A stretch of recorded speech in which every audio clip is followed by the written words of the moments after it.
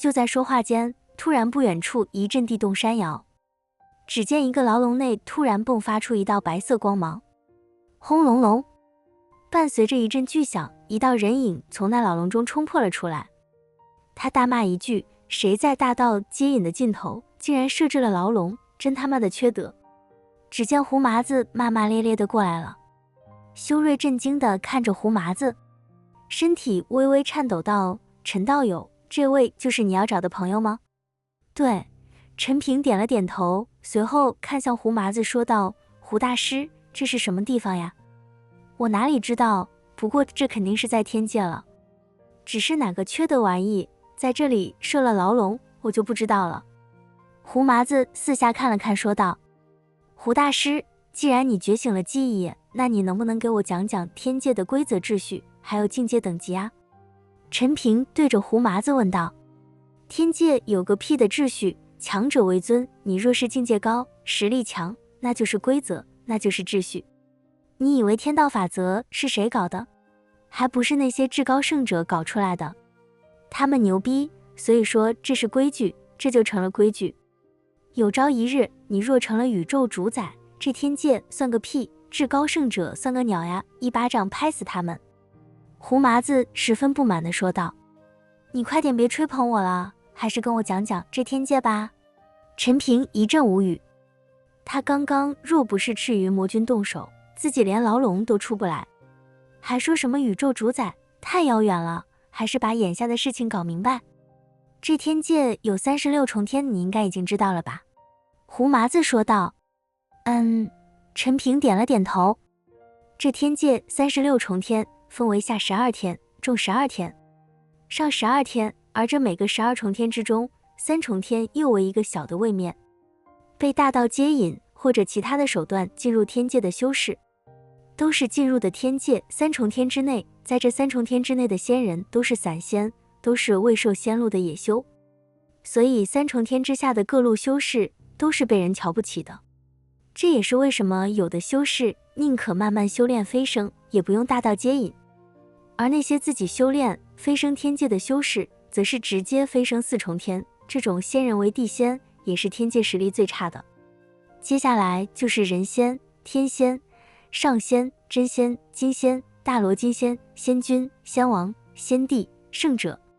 这些境界同样分为9品，只不过到了天界，在晋升境界的话，不会再遭受雷劫，而是需要登仙台，每个大境界的提升都需要登仙台通过之后才行。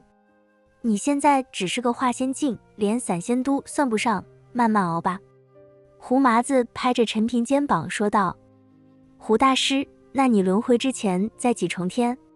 又是什么境界呢？陈平问道。我已经是人仙巅峰，马上就可以成为天仙，离开6重天。可惜被女人给坑了，可惜了我数千年的修为啊。胡麻子一脸悲愤道。一旁的修睿听着胡麻子的话，屁都不敢放了。人仙，这多牛逼啊，自己拼死拼活的都飞升不了，最后无奈通过登天梯进入天界。现在即便是他感悟飞升，也只能成为一个散仙。那地仙在天界都是垃圾的存在，那他们这些散仙更是没人睁眼瞧一下了。陈平听着胡麻子的话，倒是忘了问问南霸天他们都是什么境界了，在第几重天？前辈，你是什么境界啊？陈平对着赤云魔君问道。我什么境界都不是，别问了。赤云魔君有些生气道。这让陈平有些摸不着头脑，就是问问境界而已，怎么还急眼了呢？不过不让问，陈平也就不问了。我们还是先离开这里吧。陈平说道。胡麻子和修睿都点了点头。3个人一起朝着上空飞去，因为四周都是黑色雾气，没有方向感，所以他们只能向上飞，看能不能脱离这个地方。幸好这里并没有什么限制，陈平他们可以随意的飞行。一路上3个人向上冲去，胡麻子则是一马当先，不知道撞毁了多少牢笼。看样子这个家伙觉醒了记忆之后，实力也大幅增加，陈平现在都不是他对手了。就这样，3个人不知道冲撞了多久，可是就仿佛这里没有边际，周围的景象还是一片黑雾，到处都是牢笼，这样下去找不到出口，人都累死了。胡麻子翻了翻白眼说道：这样不行，必须要想办法找到出口，这样漫无目的根本就出不去。陈平感觉这不是办法，于是说道：可是我们也不知道出口在哪呀。修睿说道：我看看能不能一把火烧了这个破地方。陈平决定用自己的智火把这里地方直接给烧了。虽然他们在这里面被炙火炙烤很难受，不过若是能一把火烧毁了这里，可以离开也是值得。陈道友，你若放火，不会把我们都烧死吧？修睿问道。虽然他比陈平的实力要强很多，但是在陈平面前，他不敢有任何的轻视。放心吧，烧不死。陈平说完，掌心顿时升腾起火焰，各种炙火融合的火焰，散发着滚滚热浪。陈平奋力一挥，天地间瞬间被火焰充斥，大火汹涌地燃烧起来。此刻，在他们四周，再也不是那黑雾，而是一团团火焰。不多时，开始有惨叫声响起，应该是被关在牢笼之中的人承受不住这火焰的热量。陈道友，这里应该关着不少人吧？修睿问道。陈平，你这火不会把牢笼中的人都给烧死吧？胡麻子开口问道。不会，我这炙火针对的只是魔族，若是人族修士，不会被这炙火所伤的。陈平说道。陈平知道被关在这里的都是人族修士，所以他已经考虑到了。刚刚放出去的炙火只针对魔族，那惨叫也是魔族修士的惨叫。伴随着惨叫声，一股股阴寒之气不断涌来，似乎在抵挡着热量。可是这股阴寒之气压根抵挡不住四周那恐怖的炙火，也就几个呼吸之间，那股阴寒之气消失。而在陈平他们面前，一道漩涡突然出现，炙火被漩涡吸引，形成一道火龙卷。陈平眼前一亮，走，这可能就是出口了。说完，陈平带着胡麻子和修睿直奔那漩涡而去。同一时间，四周的炙火消失，陈平他们的身体也陷入了那漩涡之中。小心点，这里阴煞之气很重。陈平提醒着胡麻子和修睿。就在陈平话音刚落，突然漩涡四周竟然冲出一团团黑雾，黑雾中间有着一个个鬼脸，看起来十分吓人。哼，还想阻拦我们？陈平冷哼一声，瞬间祭出斩龙剑，斩龙剑上还燃烧着熊熊烈火。这些阴煞之物最怕的就是炙火。轰轰轰！陈平一连挥出几剑，剑气携带着炙火，瞬间把那一个个鬼脸击溃。陈平他们顺利地进入漩涡之中，不过刚刚进入，四周就出现了密密麻麻、丑陋至极的鬼脸。这些鬼脸全都被黑雾包裹，四周还有着一个个如同触手般的爪子。不要停！陈平不坏金身启动，全身瞬间被金光包裹，并且在他们的四周，一道由炙火形成的护盾出现。修睿此刻脸色十分的难看，虽然他是化仙境巅峰，可是被困在这里数百年，身体还没有恢复过来，并且这里是天界，他这个化仙境巅峰可不敢放肆。胡麻子跟在最后，望着四周那密密麻麻的鬼脸，怒骂一声道：有本事显出本体，搞这些东西吓唬谁？胡麻子说完，只见3道符箓出现在手中，随即把手里的符箓一抛，轰隆隆！忽然一阵巨大的轰鸣，四周爆发出极强的能量，伴随着一道光芒绽放，把那漩涡之中照得明亮无比。这一刻，陈平他们才看清楚，原来这密密麻麻的鬼脸，竟然是一个全身散发着死气、手持战斧的家伙。这些触手和鬼脸就如同毛发一般生长在这个家伙身上。陈平他们在这家伙面前小得如同蝼蚁。妈的，这是什么东西？难道这牢笼就是这个家伙搞的？陈平望着那比山岳还高大的家伙，不由得吞了吞唾沫。轰！那家伙不等陈平他们有反应，直接挥舞着手里的战斧，一下子朝着陈平他们砸了过来。这一下，恐怖的气息迎面而来，同时那些触手和鬼脸也同时攻击而来。在这个漩涡之中，本就空间狭小，再加上这恐怖的攻击，陈平他们躲都没地方躲。修睿看到这一幕，惊得双眼圆睁，开始后悔从牢里之中出来了。要知道出来之后就死，自己还不如在牢里中苟活，说不定时间久了，自己有可能被放出去呢。臭傻逼，个子高有个蛋用。胡麻子见状，怒骂了一声，随即右掌猛然向前一击。只见胡麻子的掌心一道蓝色的冰符出现，伴随着那冰符爆裂，四周瞬间被一股极寒之意充斥。轰！所有的气息，还有那数不清的触手和鬼脸，都在这一刻瞬间被冻结了起来。面前那个山岳一般的家伙还保持着战斧挥砍的动作，时间仿佛在这一刻静止了。胡麻子随后轻轻伸手朝着一根触手一点，卡卡卡，伴随着一阵碎裂声，眼前所有的被冰封的东西全都化成了粉末。修睿满脸震惊地看着胡麻子，震惊的都说不出话来了。陈平也是有些惊奇，看着胡麻子道：“胡大师，不错呀，有点本事。”废话，老子好歹也是快成天仙的人了，虽然已经轮回转世，可是那些本事还在我脑子装着。来到天界之后，我只要稍加时日，就能重新回到过去。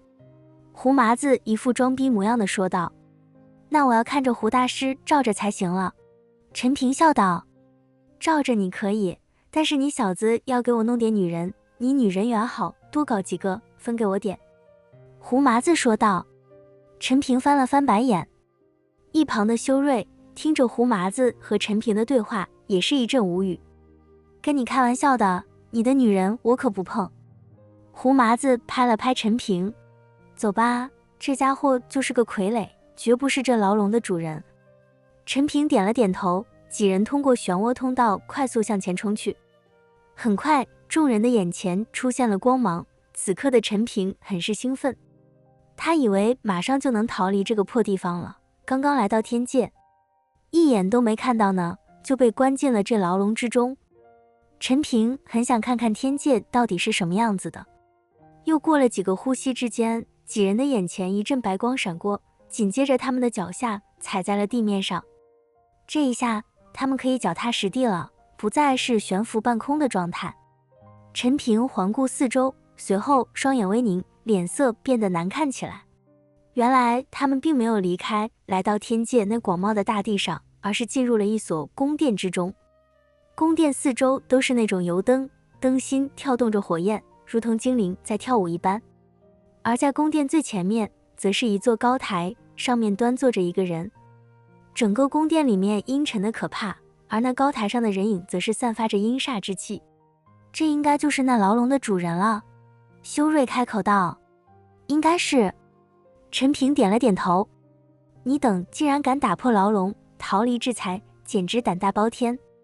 你们本就没有达到飞升，却偏偏走捷径，登天界，这是违反天道的，你们必须要受到惩罚才行。高台之上，一道威严的声音传来，同时一股极强的威压朝着陈平他们几人笼罩而来。你算个几把，也敢代替天道惩罚别人？胡麻子大怒，直接一挥手，那股威压瞬间消失。咦，那人影传来一道疑惑的声音，你到底是什么人？若是代替天道惩罚，那为什么只惩罚人族修士呢？陈平眼神冰冷地看着高台上人影问道。我乐意罚谁就罚谁，用你管。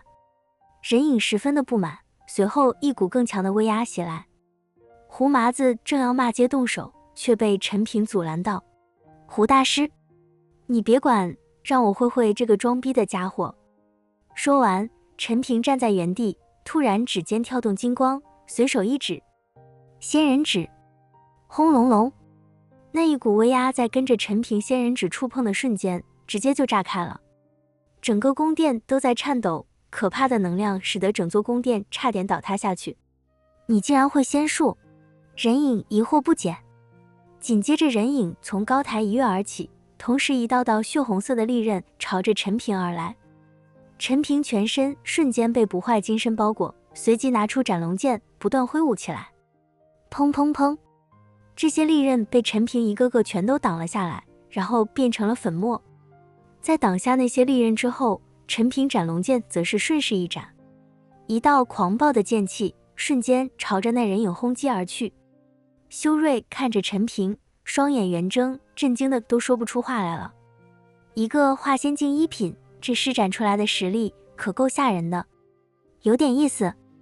人影见陈平一剑斩来，顿时挥手举起一面盾牌，直接把那剑气给挡了下来。陈平还想挥剑，胡麻子说道：“别打了，你不是他的对手。”很明显，对方没有用全力，而陈平却已经爆发到了极点。双方的实力有些悬殊，再打下去也没有意思。陈平眼神冰冷，不过他知道这是在天界，不是天人界。在天界这种地方，随便出来一个人，或许自己就不是对手。毕竟实力相差太过悬殊，他现在还是个修士，人家或许早就是仙人了，就算是散仙，那也不是小小修士能比的。你是我这么多年来见过最有天赋的艺人。高台之上的人影说道：“你夸我也没用，今天若不给我讲清楚，我就毁了你的宫殿，废了你的修为。”陈平冷冷地说道。修睿震惊地看着陈平，他实在不明白，陈平到底有什么底气，敢这样跟人家说话。胡麻子也是眉头微微一皱，陈平，你悠着点，我可没说一定能打过他呀。胡大师放心吧，咱天界有人，我在天界有不少朋友呢。陈平毫不为意地说道。不知道高台之上的人影是被陈平唬住了，还是什么原因，一直都没有说话，似乎在考虑什么。随后人影缓缓从高台之上走了下来，走近之后，众人才发现这人穿着一身漆黑的长袍，戴着一副面具，只有双眼露在外面。陈平一看就一阵无语，以后他记住了，凡是戴面具没脸见人的都不是什么好玩意。一想起自己被宁致那个逼给耍了，陈平心里就气。你们是从哪个位面世界来的？那人对着陈平问道。我从天人界来的。陈平说道。我是从戊戌界来的。修睿说道。我知道你都被关了几百年了。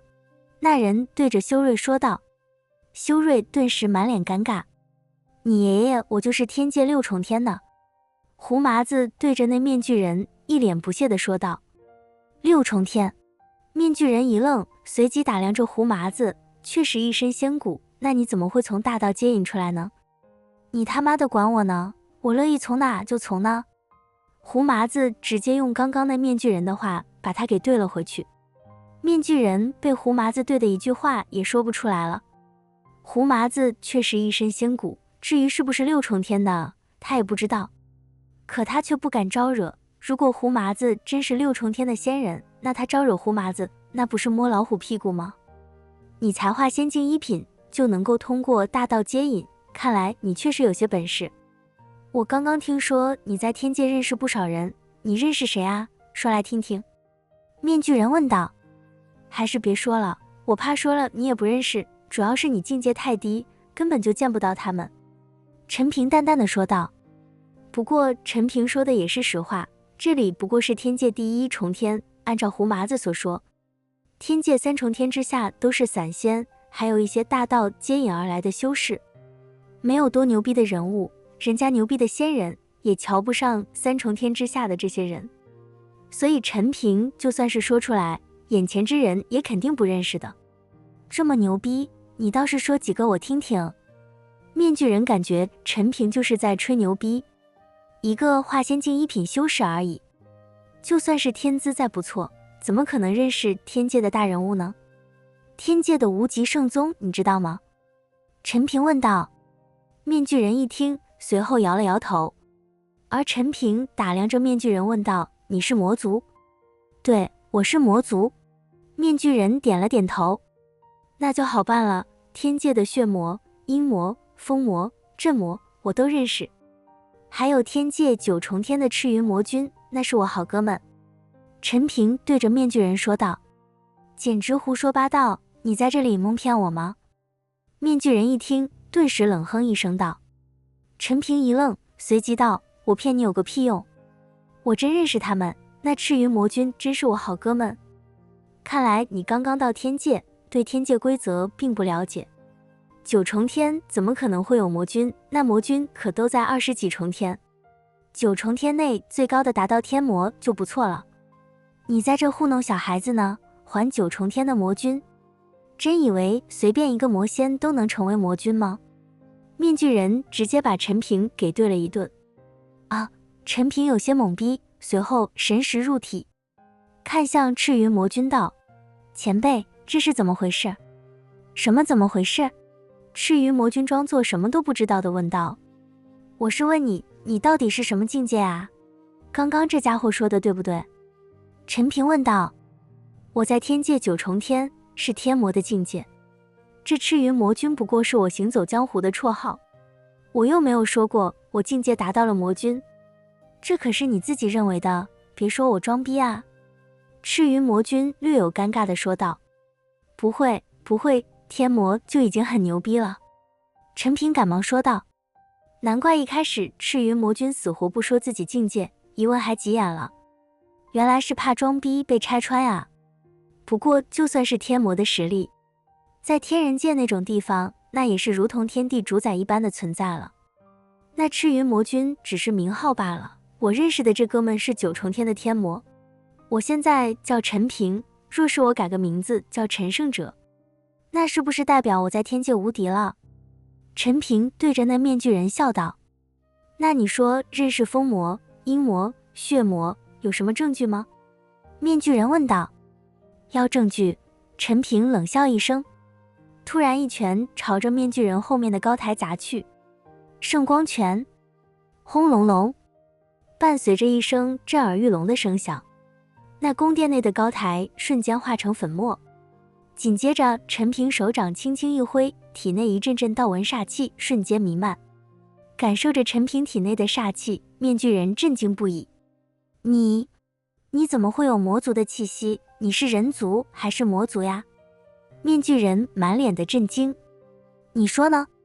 陈平冷冷一笑，随后胸口的龙晶开始闪烁。在陈平的背后，一条硕大的金龙缓缓出现，但是瞬间陈平就把这股龙气给收回，就仿佛什么都没有发生。兽族！面具人此刻都懵逼了。你一个人身上怎么会有3族的气息？你到底属于哪个族群？面具人对着陈平质问着。你说我是哪个，我就是哪个。所以你这里若是只关押人族，那你就关错人了。陈平笑道。面具人此刻才真正的体会到了陈平的牛逼。先不说实力，就陈平体内的这3族气息，那可不是一般人能够拥有的。你是我见过唯一把3族气息都拥有的人。你这种情况在这里很吃香的，你可以随意的在整个天界第1重天游荡。要知道，这里是有着大族界域，人族有人族生活的区域，魔族有魔族的区域，兽族有兽族的区域，他们一般都不会离开自己的界域。若是不小心跑到了别的族群地域，那是很危险的。毕竟资源是有限的，每个族群都保护着自己这一片界域的资源。而且你拥有3族气息，那就可以到处走了，也不会有人拦你了。面具人跟着陈平说道。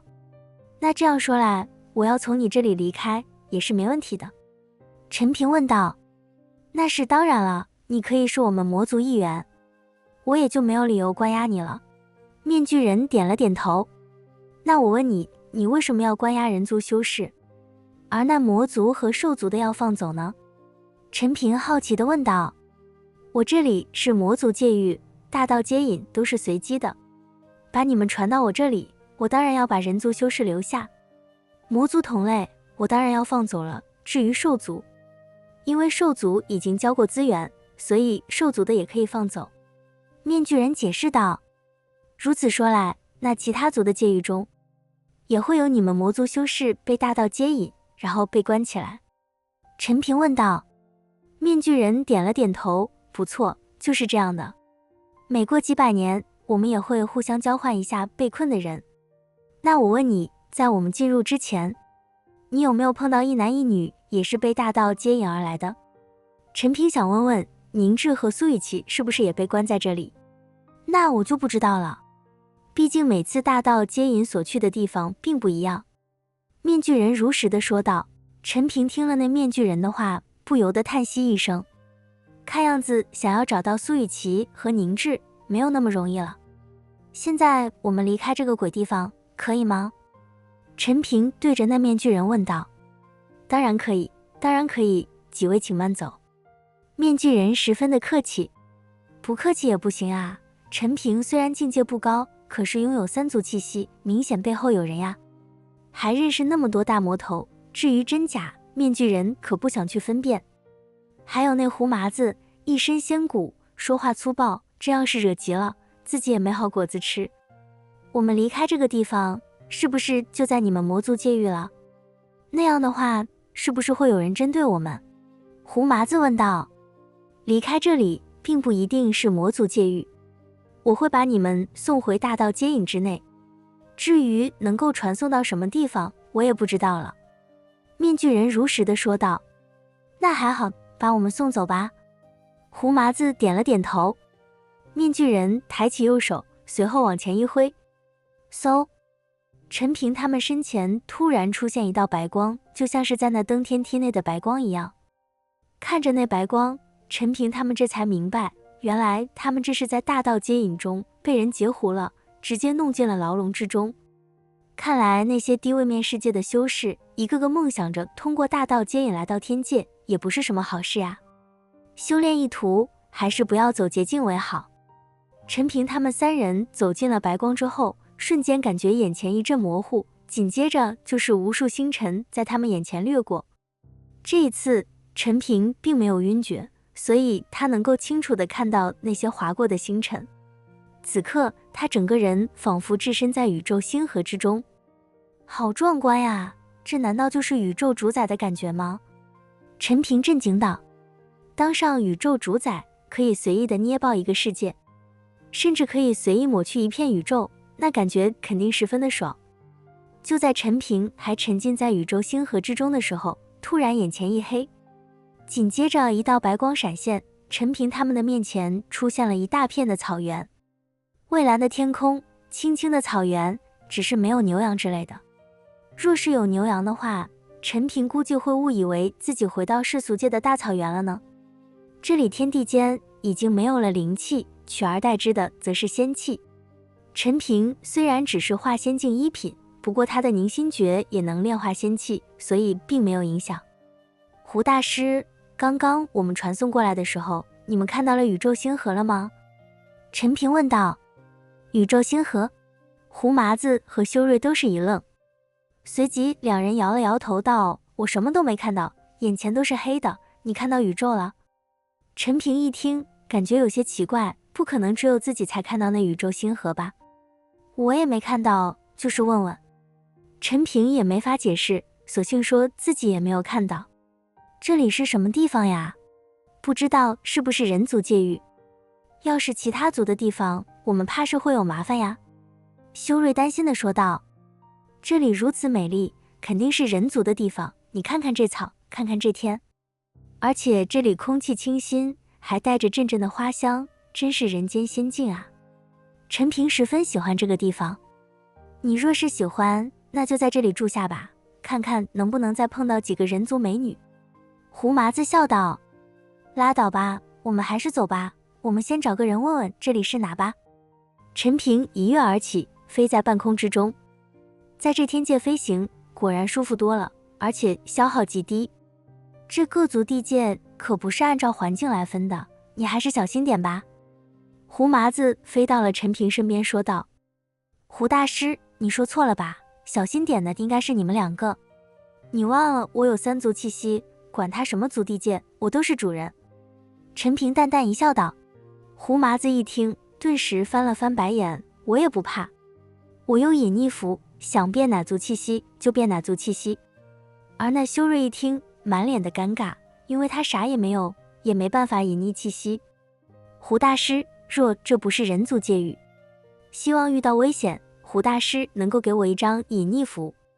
修睿满脸讨好的跟着胡麻子说道。当然可以了，但是不能白给你啊，你要那东西来换。胡麻子说道。你要什么？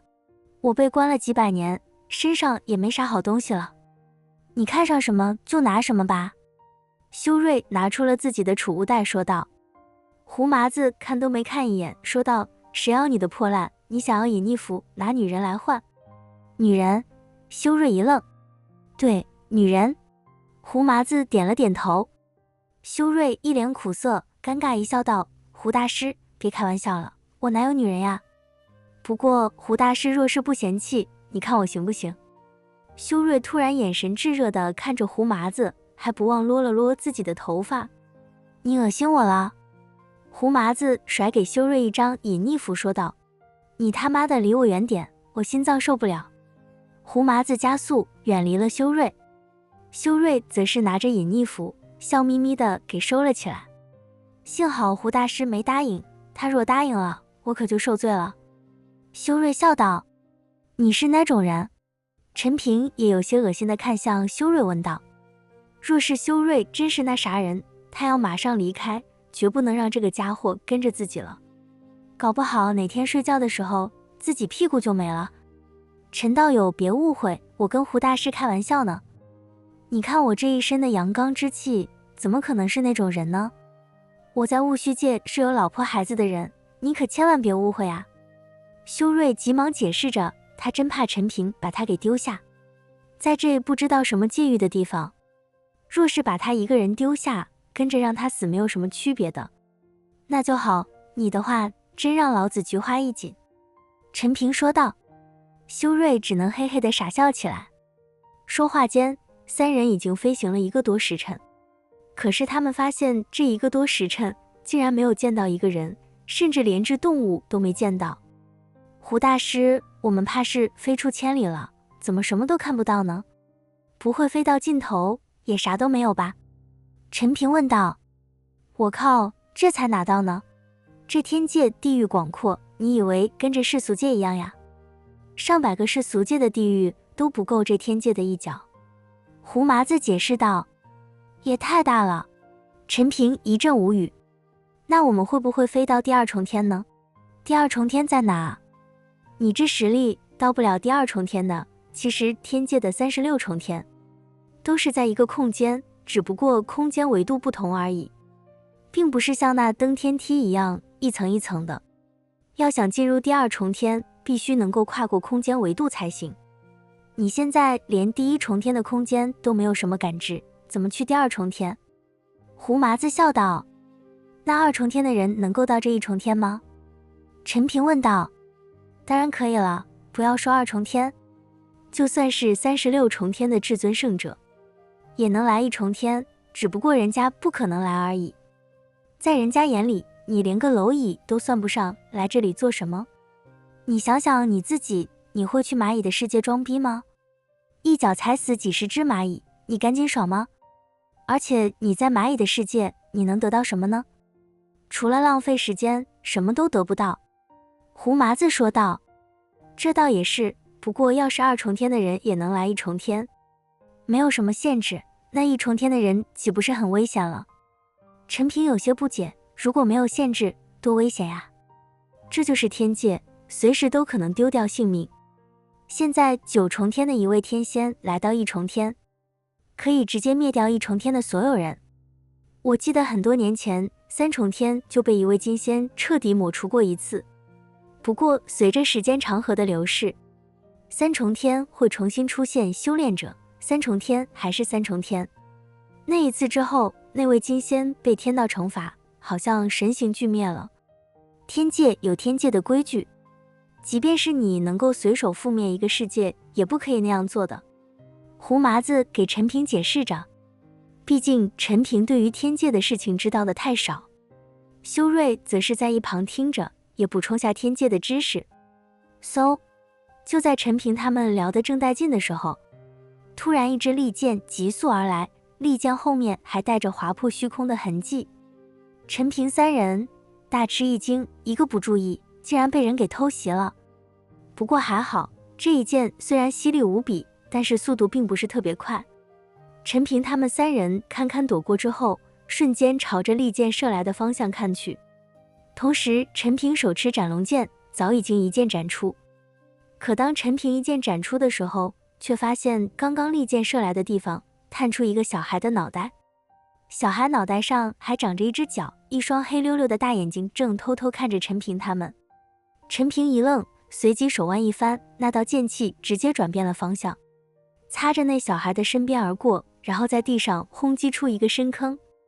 小孩也是被吓了一跳，随后大喊道：“阿姐，这里有人族闯入我们的地界了。”陈平见状，瞬间明白过来，这里不是人族界域，而是兽族的界域。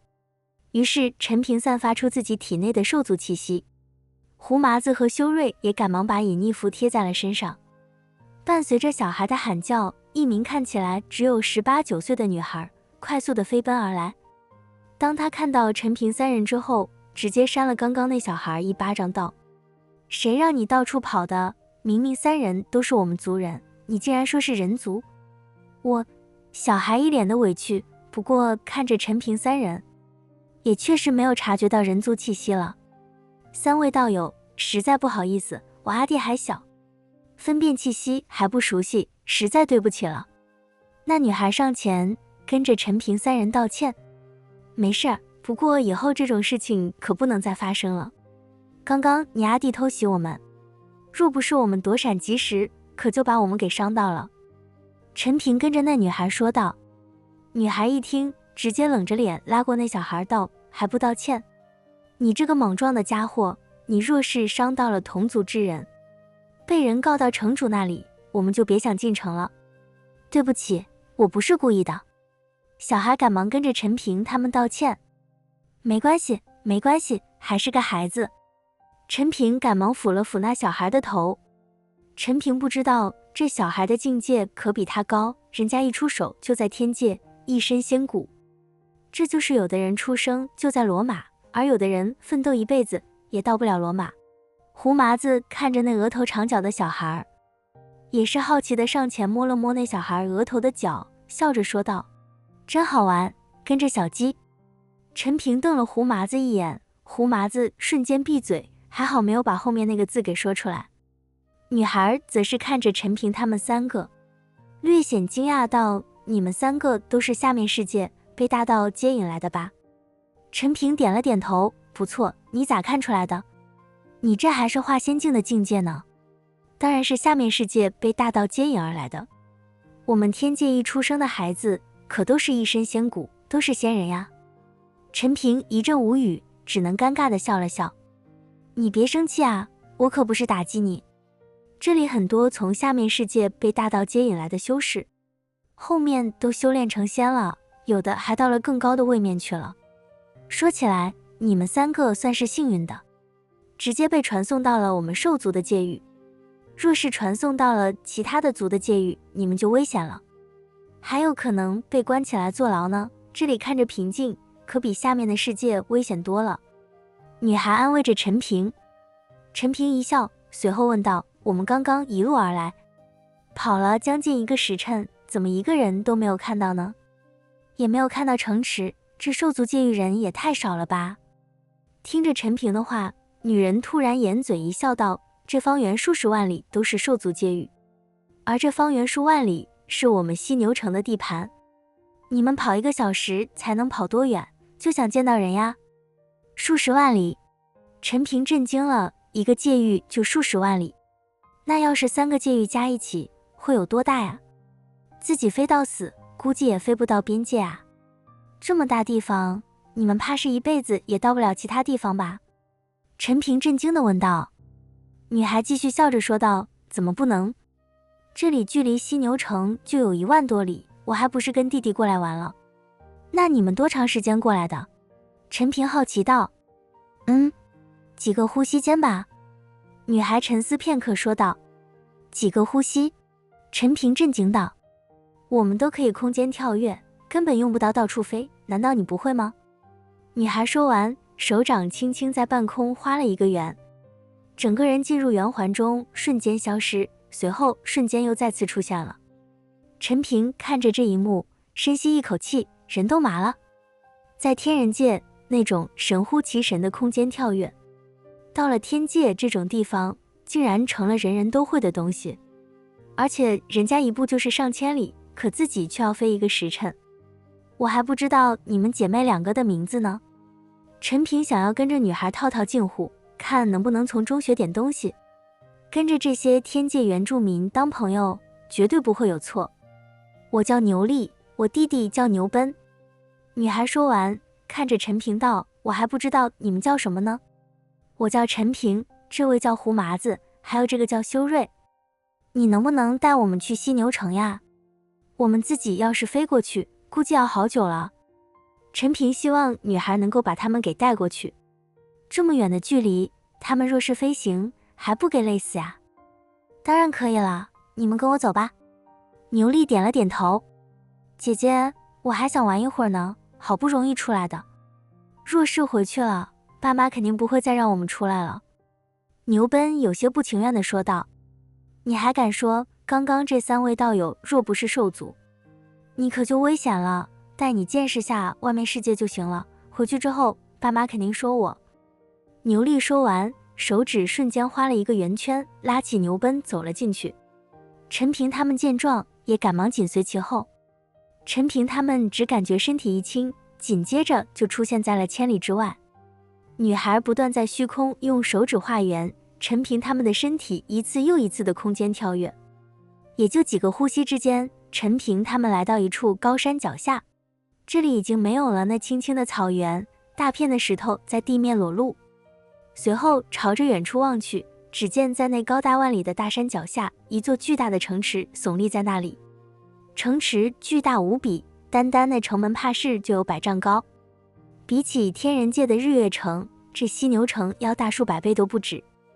而且在这巨大城池前，还有一个宽达100里的护城河，河里面竟然都是黑色的水在流动。城门的最上方还有一个巨大的犀牛雕像，那犀牛的角就长达数百米。单单看着眼前这个城池，就能把人吓个半死，更加不要说进去了。哪怕隔着那么远，那城池中一道道恐怖的气息还是能够感应到的。胡麻子和那修睿脸色此时变得十分难看，因为他们2个是隐匿气息，然后装成兽族的。若是城中有强者看穿他们2个，那就麻烦了。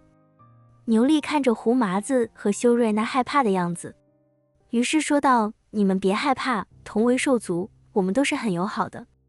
在这城里有很多跟你们一样的修士，全都是各种接引而来的。在这天人界的3重天之内，原住民很少的。我父母曾经也是没能飞升，被大道接引而来，后来才修炼到了散仙的境界。有了我们姐弟俩，我们才能继承父母的仙骨。牛莉打消着陈平他们的顾虑，毕竟陈平他们刚刚被大道接引到了一个陌生地方，而且境界也不强，肯定会紧张害怕的。谢谢你啊，若不是有你，我们估计要露宿野外了。陈平笑着说道。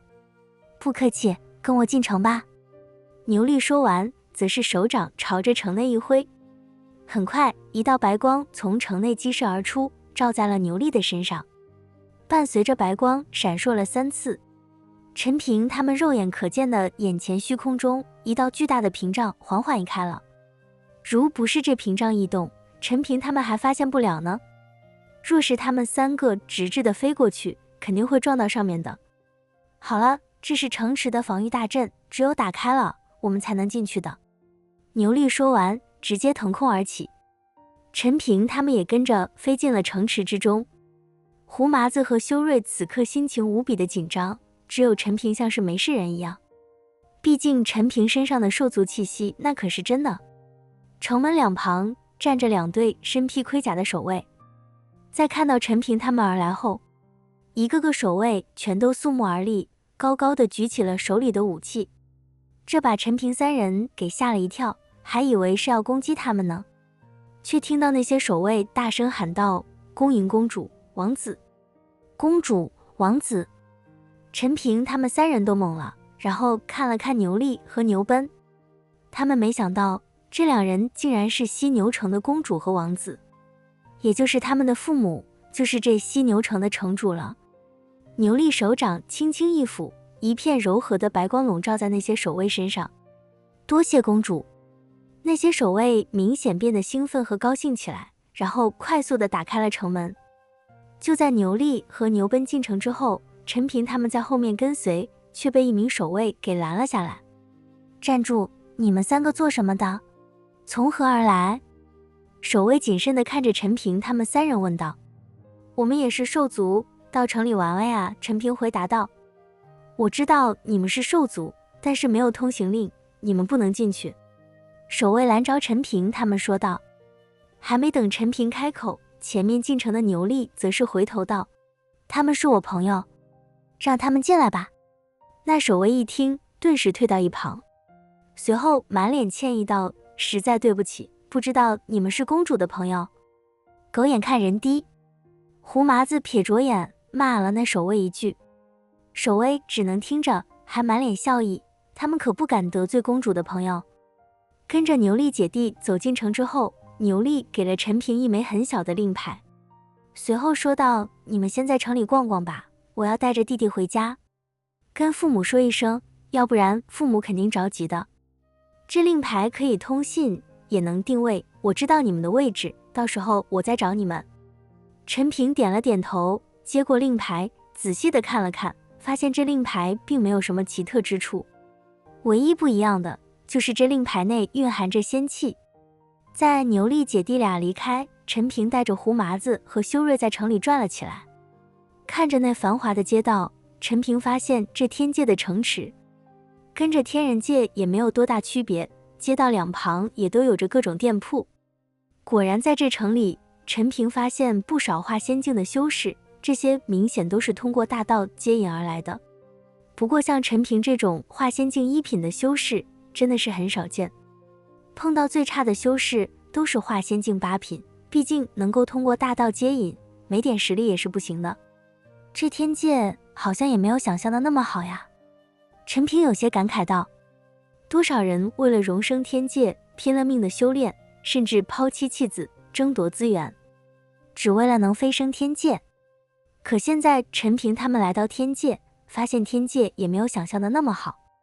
就在陈平跟着胡麻子和修睿闲逛的时候，突然发现前面有一个巨大的舞台，好多人围在那里，还有阵阵叫喊声。前面是做什么的？不会是马戏团吧？胡麻子好奇地问道。陈平一听，不由得白了胡麻子一眼道，胡大师，你能不能动动脑子，这里可是兽界，全都是兽族，他们会弄什么马戏团吗？这里的人都是兽族，本身就是各种动物，只是因为修炼变成了人形，现在他们变成人形，然后再弄一些动物表演，这可能吗？走，过去看看，说不定有脱衣舞呢。修睿看着前面攒动的人群说道。修道友，你们戊戌界也有脱衣舞？陈平很是好奇问道。当然有了，那些脱衣舞女郎可都是很厉害的，毕竟他们争取资源的条件很简单，跳跳脱衣舞，扭扭屁股就挣到资源了，羡慕的我都想变成女的了。修睿说道。陈平一听，不由得笑了笑，不过在某些方面，女人确实比男人要有优势。走吧，过去看看有什么好东西。陈平带着胡麻子和修睿朝着那舞台走去，陈平他们朝着不远处搭建的高台走去。因为人太多，陈平他们好不容易挤了进去。这天界仙人也这么爱凑热闹的吗？陈平挤进去之后，有些无奈地说道。一个个都到了天界，不好好修炼，竟然在大街上挤在一起看热闹，这不应该是凡人才会这样做的吗？仙人也是人，也有七情六欲。别听以前在世俗界整天说要成仙就必须斩断七情六欲，纯属胡说八道，那都是骗凡人的。仙人中生孩子的人多了去了，仙人和凡人没啥两样的，甚至有些时候比凡人还喜欢装逼凑热闹。胡麻子跟着陈平说道。陈平一想也对，要不然南霸天、李淳风他们这些仙人也不会偷偷看人家大姑娘洗澡了。说不白了就是有情欲，真要是没有七情六欲了，人活着有个屁用？修炼有个屁用呀！之所以修炼让自己更加厉害，也是为了让自己得到更多的满足。不要挤，不要挤，今日这2个可是高级货，只有价钱达到满意，你们才能拿去。这时，高台之上，一个足有3米多高的大个子大声说道，在他旁边是一个很大的铁笼，只不过铁笼子被黑布包裹着，根本就看不到里面是什么。铁笼之中是人，而且是女人。陈平看了一眼那铁笼，索道：“陈道友，你咋知道的？这黑布明显有隔绝，神识的作用，我用神识都探查到。”修睿十分疑惑地问道：“听声音，我听到了铁笼之中女孩哭泣的声。”阴了，陈平说道。修睿见状，竖起耳朵仔细地听了起来，可是现场太过嘈杂，他根本什么都听不到。确实是女人哭泣的声音。胡麻子也开口了，看来胡麻子也是听到了，修睿则是满脸尴尬。都听到了，就他没有听到，明显他的实力太差了。大哥，今天是什么高级货呀？搞得这么神秘。就是到底是什么宝物？让我们看看呀。可别像上一次那种货色，没2天就死了。台下众人纷纷叫嚷着。看来这个大个子已经不是第一次在这里摆摊了。放心吧，这一次肯定是高级货，我可是冒着生命危险搞来的。大个子自信地说道。你说个价钱吧。有人喊道。500仙币起。大个子伸出手掌说道。500仙币，你是穷疯了吧？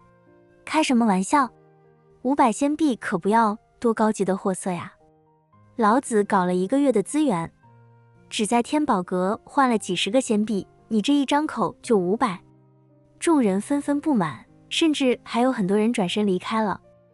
这个价钱不在他们的承受范围了，连是什么东西都不看了。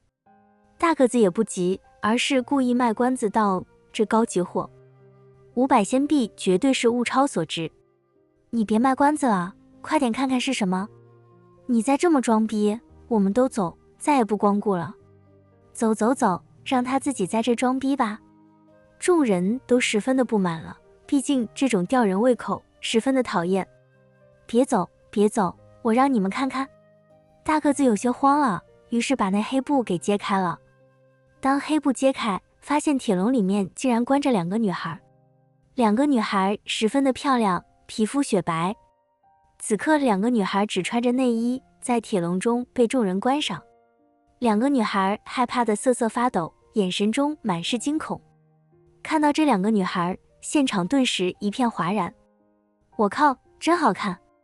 大哥，这么漂亮的人族女孩，你从哪里搞到的？这要是弄家去，当个女奴也挺好呀。众人都目不转睛地看着女孩，毫不掩饰地用污言秽语说着2个女孩。胡麻子此刻也是双眼冒光，喉结滚动，死死地咬着嘴唇，估计这会忍不住要直接上台去抢了。怎么样？我说了，高级货500仙币一点都不贵，你们谁要可以出价了，500仙币最低价，价高者得。大个子大喊着550、560、570，很快人们争相喊价，只是增加的额度并不大。看样子这里人都很穷，10块10块的加。2个女孩蜷缩着，此刻就成了一件商品。她们没有任何的权利，更加不能反抗。就像世俗界中那些卖动物的摊贩是一样的，只是到了天界，人族、兽族、魔族已经站在了同一个起跑线，所以人族也有被当成商品的事。后，我出1000。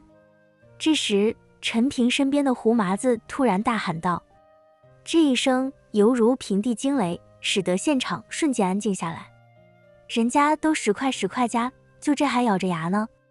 可是有人一下子竟然喊出了1000仙币的高价，所有人都看着胡麻子。台上的大个子也是神情激动，死死地盯着胡麻子。胡麻子在众人目光之中竟然没有丝毫的惧色，毕竟胡麻子可是6重天的人仙，什么场面没有见识过。而且1000仙币而已，对他来说就是毛毛雨。可胡麻子却忽略了一个事情，他们刚刚被大盗接引而来，谁身上有仙币啊？陈平身上倒是有不少的灵币，还有仙灵石，包括一些从别人身上搜刮的神兵、灵气。可惜这些东西在天人界还管用，现在到了天界，人家不认啊。仙灵石在天人界是最好的资源，可到了天界之后，这种东西就没啥用了呀。胡大师，你有仙币吗？陈平小声问道。我。胡麻子这个时候才想起来，自己根本没有仙币。他早已经不是那6重天的人仙了，现在他连个散仙都算不上。这位道友，看你是大道接引而来，却没想到出手如此阔绰。1000仙币，这2个人族女孩就是你的了。大个子热情地对着胡麻子说道。胡麻子则是尴尬一笑，随后问道：道友，不知道你这里能不能赊账呀？大个子一愣，随即微怒道：道友，你在耍我吗？你是不是没有仙币？怎么可能没有，我只是最近手头紧而已。胡麻子可不承认自己没仙币。你就是耍我！大个子暴怒，竟然一把朝着胡麻子抓去。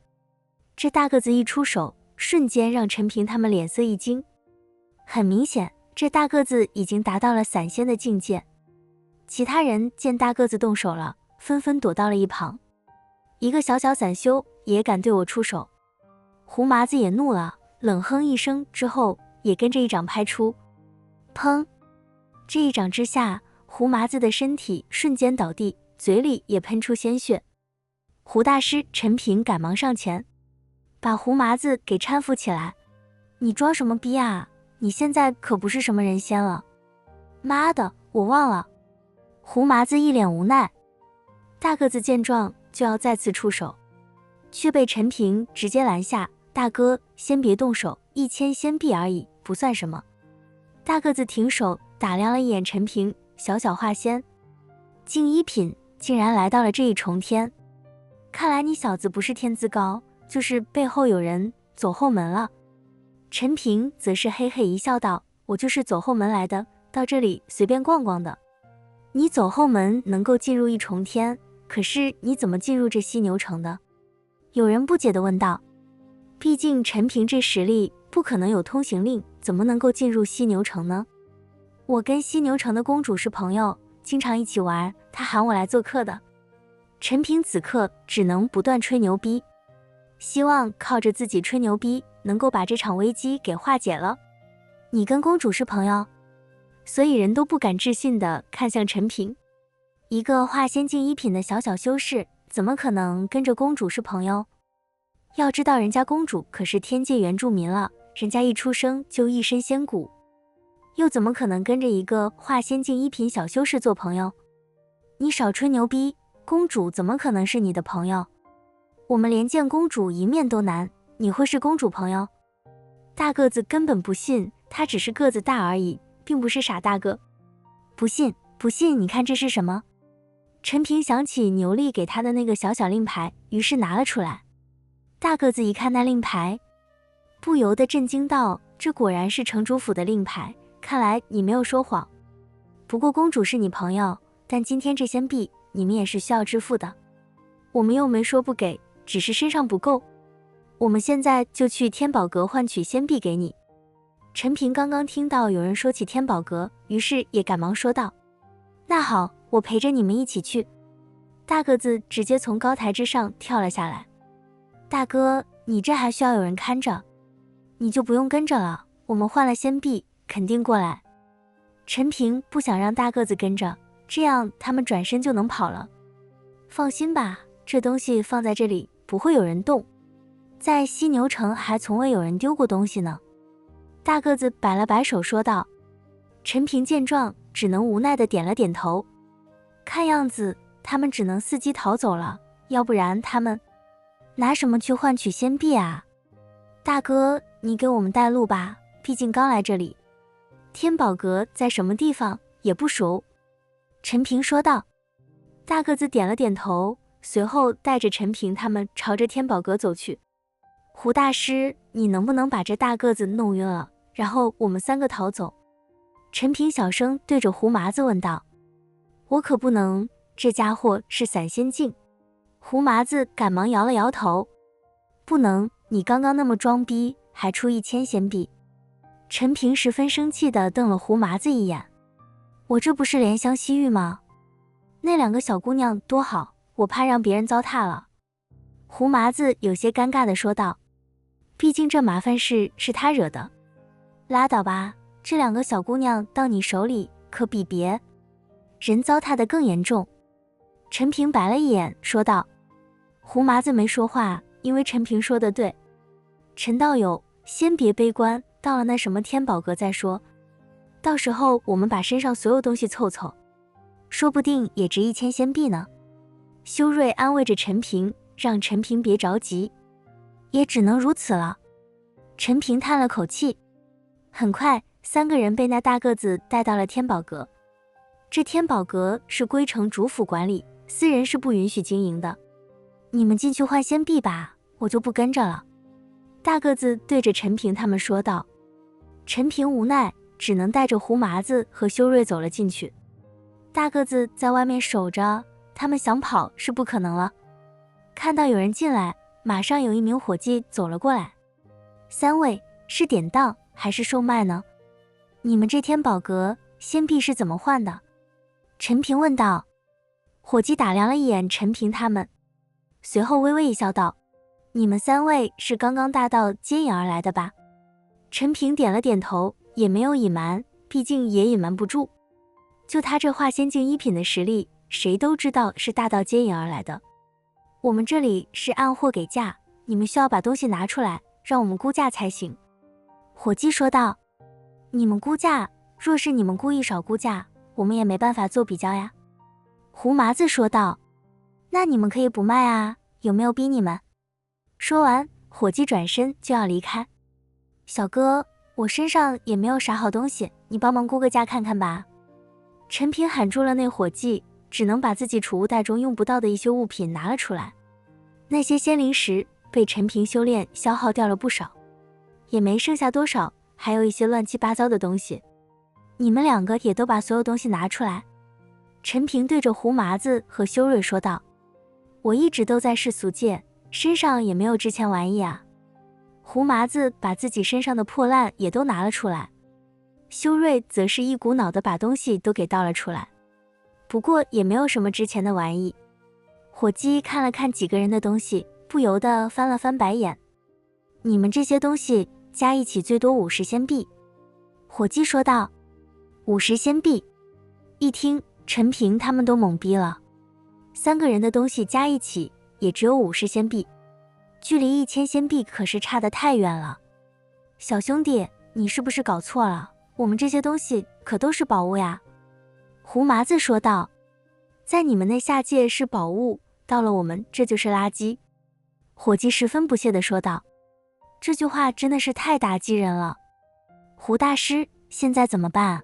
让你装逼，我们去哪搞仙币啊？陈平无奈地说道。胡麻子也是一脸愁容，随后说道。陈平，你身上不是还有一些神兵，要不然拿出来试试，说不定值点钱呢。陈平警惕地看着胡麻子，摇头道，你休想打我身上兵器的主意，我是不可能卖的。把你卖了，我也不卖这些兵器。陈平知道，不管是斩龙剑、神王弓，还是龙纹钟，这可都是他保命的家伙。还有那抽魔鞭，这可是对付魔族的利器，怎么能够卖了呢？小哥，你们这里收人吗？我们把它卖了如何？陈平指着胡麻子，对着那伙计问道。伙计打量了胡麻子一眼道，白送也不要，浪费粮食。你他妈说谁浪费粮食呀？胡麻子一听就急了。修睿赶忙拦住胡麻子说道，胡大师，开个玩笑，你可别急，这要是在这天宝阁闹事，我们都别想走了。修睿知道能够在城里开这天宝阁的，绝对有着超强的实力。陈平看胡麻子要急眼，于是对着那伙计说道，小哥，你们这里也能典当东西吗？等以后可以赎回。当然可以了，不过典当是有当期的，若是当期没有归还，那东西就是我们的了。伙计点头说道。陈平想了想，于是把牛力给他的令牌拿了出来。既然这令牌是牛力给的，估计能值点钱，怎么说牛力也是公主，